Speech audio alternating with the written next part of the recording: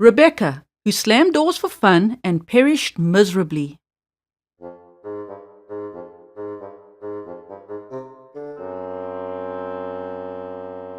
A trick that everyone abhors in little girls is slamming doors. A wealthy banker's little daughter who lived in Palace Green, Bayswater, by name Rebecca Offendort, was given to this furious sport. She would deliberately go and slam the doors like Billy-O. To make her Uncle Jacob start, she was not really bad at heart, but only rather rude and wild. She was an aggravating child. It happened that a marble bust of Abraham was standing just above the door this little lamb had carefully prepared to slam.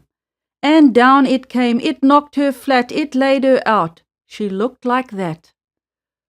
Her funeral sermon, which was long, and followed by a sacred song, mentioned her virtues, it is true, but dwelt upon her vices too, and showed the dreadful end of one who goes and slams the doors for fun.